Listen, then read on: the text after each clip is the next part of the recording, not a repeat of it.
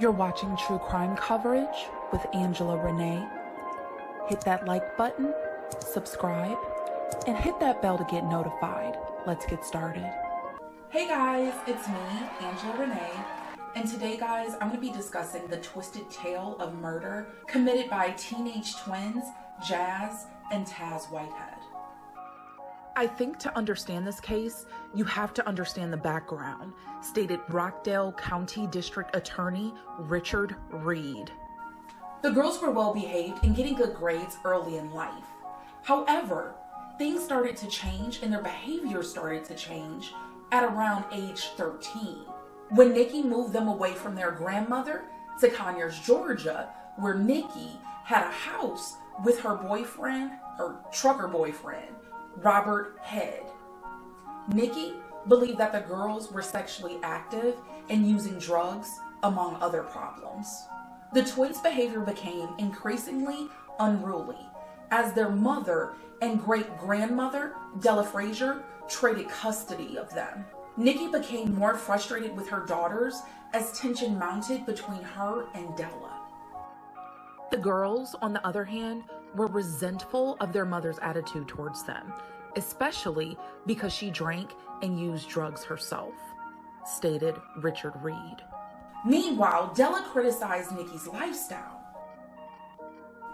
But Nikki saw Della as trying to interfere with raising her children for financially motivated reasons. On June 28, 2008, Nikki called Conyers police and accused the girls of attacking her. Minutes after police officers calmed the situation down, Nikki came running outside to their police car, and she said that the girls attacked her again. According to Reed, officers saw that Nikki had scratches and she had red marks she had not had 3 minutes before. They found marks on the girls as well. So guys, police arrested the twins, right? And guess what? A juvenile court judge ruled them as ungovernable. Hold on. Let me say that word again. Ungovernable. Ungovernable. The juvenile court judge placed the twins in Della's custody. And then after he did that, he ordered that the whole family had to go to counseling. But the family's problems continued. At one point, Nikki got placed in contempt of court for cussing at the Della, the great grandma, and the twins. She got placed in contempt of court for cussing at the grandma Della, the great grandma, the great grandma Della, and the doggone twins. According to Reed, living with the great grandmother has simply swapped one set of problems for another. So guys, Della was planting seeds in the girls' minds.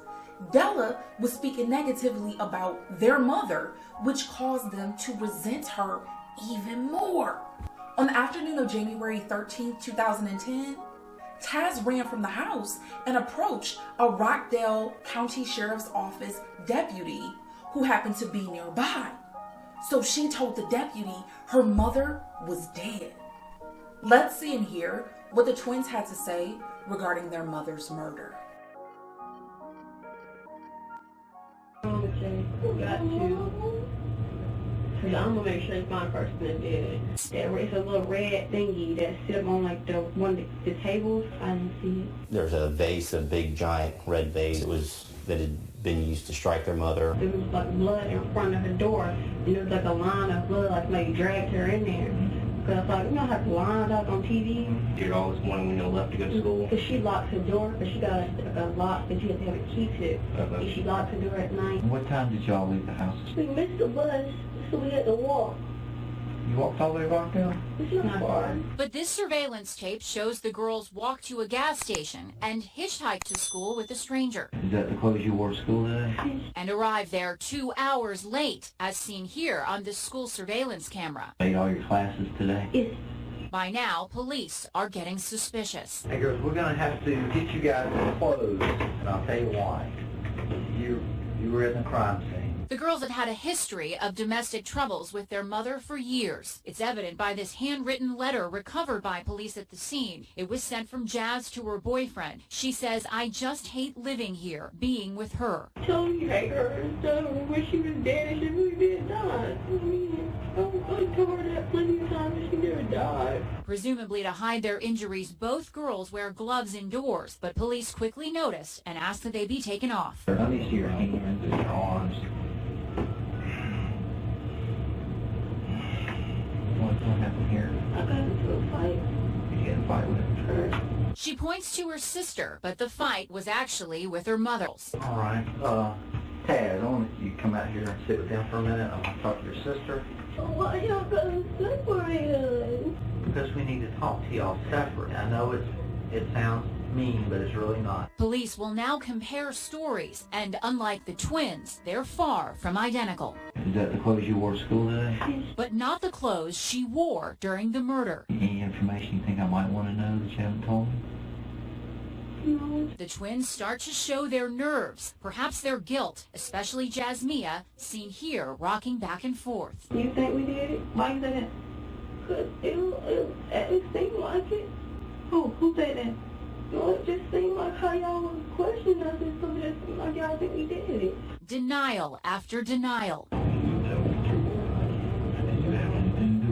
No, I swear to God. The separated twins try to stick to their story, but being apart is wearing them down. Yeah. Over there. Come on, sit down. Be calm and sit down, okay? Don't do nothing crazy, all right? I just need you to be calm and sit right there.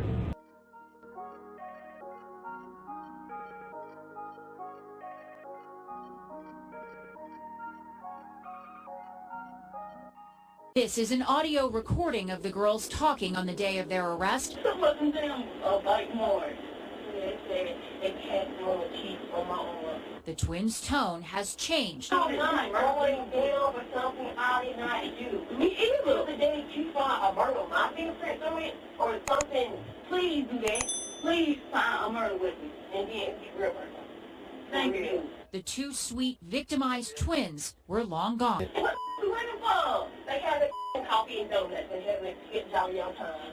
She don't care. Once in police custody and in jumpsuits, Record.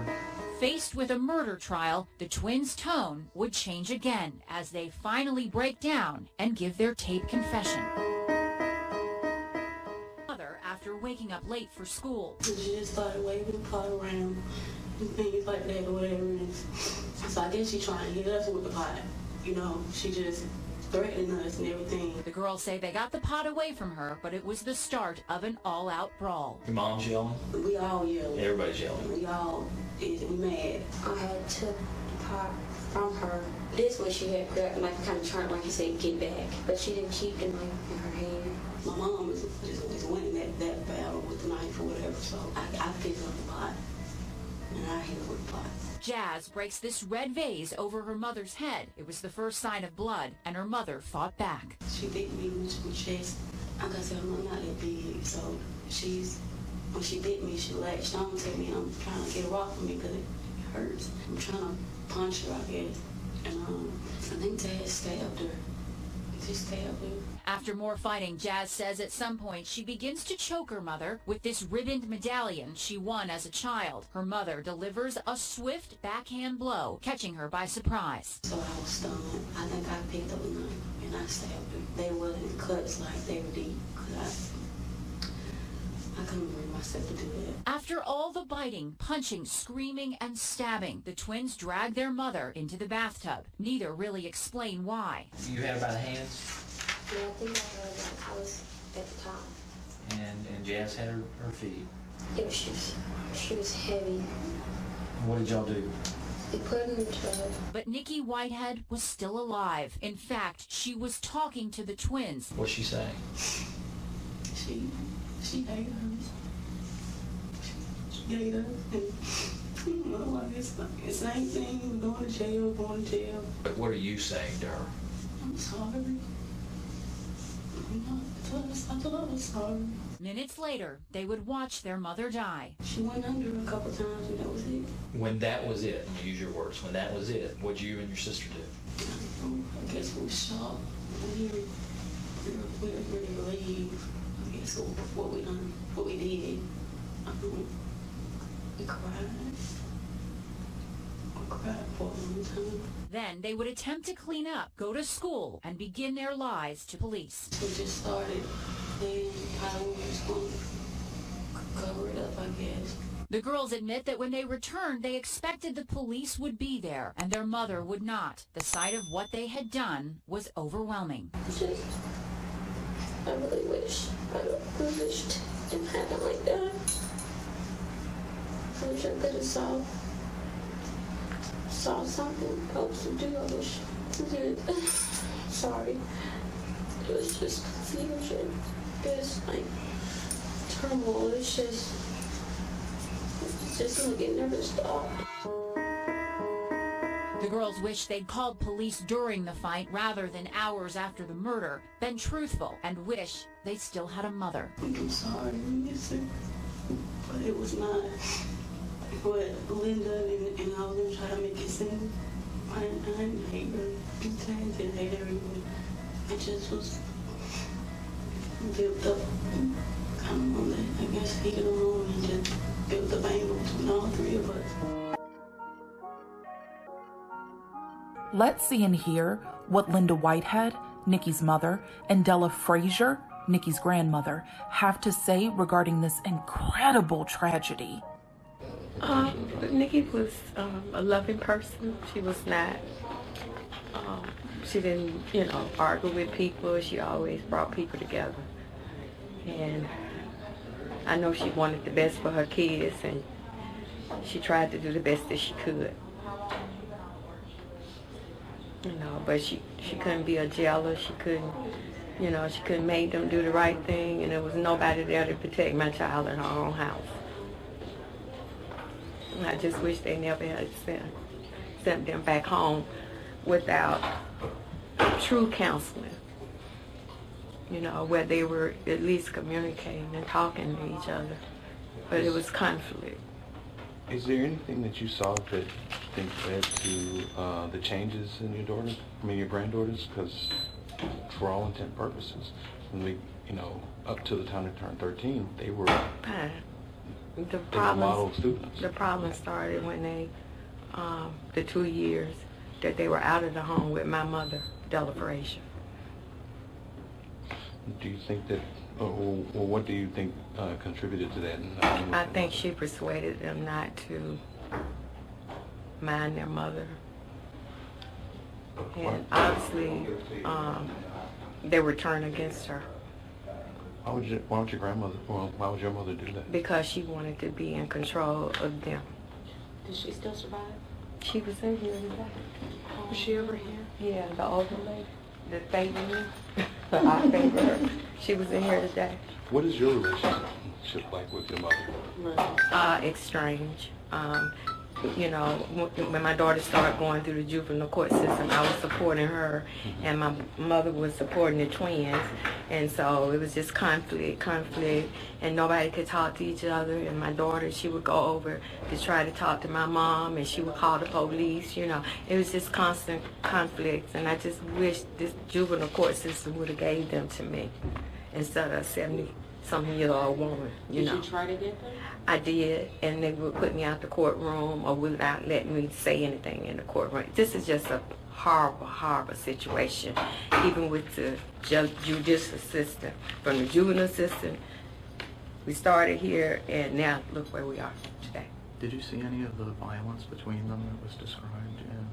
No, the only behavior I saw, because I wasn't around them the 2 years they were with my mom, because she would not let my daughter see them, and she would not let me see her, and I didn't want to go over there and I'd be in jail, so the only time my daughter saw her kids was during counseling, and my mother was right there with them, so counseling was just a joke, nothing got accomplished. Yeah, well, like I said before, it wasn't the best day, but it wasn't the worst day. Things could have been a lot worse. But I'm just happy God opened a window and threw a blessing out, And it's a very hard day because, as I said, those girls lived in my home most of their lives, and also their mom too.